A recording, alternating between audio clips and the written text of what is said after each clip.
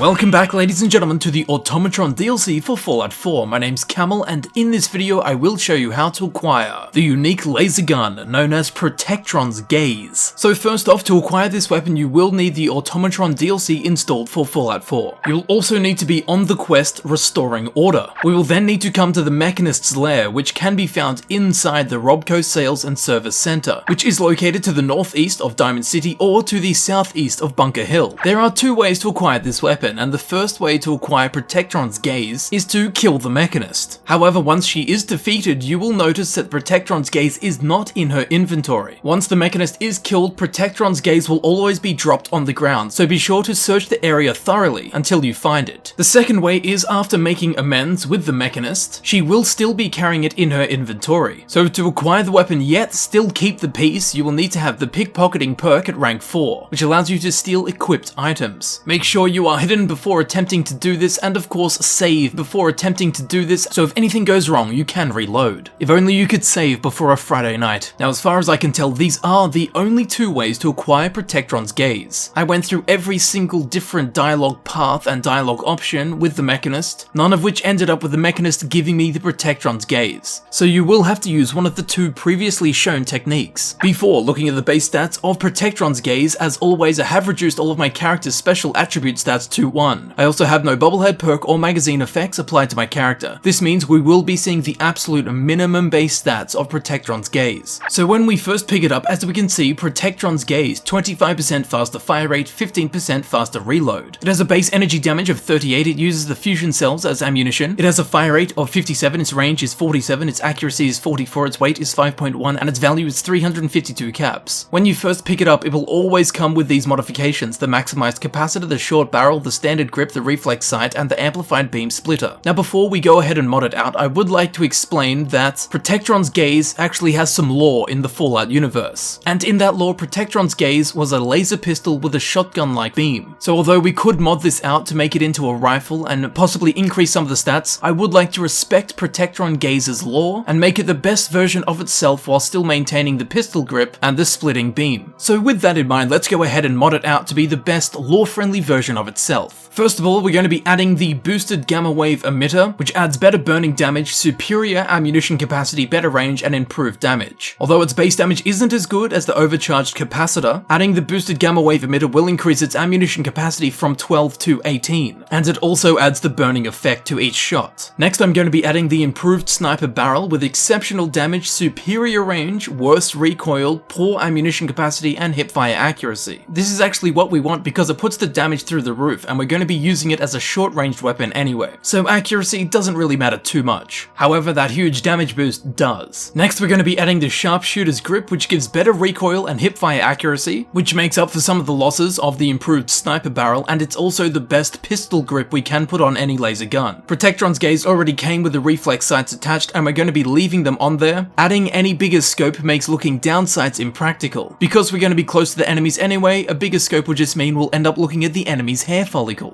And finally, it already came with the amplified beam splitter, and we're going to be leaving it there as it's the most powerful beam splitter, a modification we can apply to any laser gun. So here it is, Protectron's Gaze, after modding it out to my lore-respecting likings. It still has the 25% faster fire rate and the 15% faster reload speed. Its base electrical damage has gone up from 38 to 62. Its fire rate has remained at 57. Its range has increased from 47 to 206. Its accuracy has actually gone down from 44 to 37. Its weight has increased 1.3 pounds, and its value has increased by 41 caps. So here it is, Protectron's Gaze, the weapon of the Mechanist. Protectron's Gaze was first seen in Fallout 3, and was given to the player character as a reward from the Mechanist at the end of the quest Superhuman Gambit, provided that you helped the Mechanist. So even in Fallout 3, it was the Mechanist's weapon of choice. Although how Isabel Cruz obtained it, I do not know, assuming of course she was not the original Mechanist. However, in Fallout 3, Protectron's Gaze was was a very unique laser pistol in the fact that it had a split beam. It was the only laser pistol in the game to have this quality, and as stated, it was a laser pistol. This is why, despite having the option to mod it in different ways to make it technically better, I instead chose to keep the pistol grip and keep the split beam, while making it the best version of its old self. And to be honest, I don't know if I would mod this gun differently. Protectron's Gaze is an absolute powerhouse, especially with its legendary effect, the 25% faster fire rate and the 15% faster reload speed. It already unleashes a short to medium range unstoppable laser wall, which will now set enemies on fire, and it now also has an ammunition capacity of 18 compared to 12. This 6 extra ammunition lets you swiftly unleash a torrent of furious red light, with 50% less reloading interruptions. Provided the slightly aggressive recoil doesn't get the better of you, if you unload a clip into an enemy, I can almost guarantee they will be dead. No enemy I've faced could withstand an entire 18 rounds from this Protectron's Gaze. And although it's excellent inside VATS, I think outside of VATS is really where it shines. As inside VATS, you don't really get to see the advantage of that extra 25% faster fire rate, whereas outside VATS you really notice the difference. If you aim true and hit a single enemy pretty much straight on,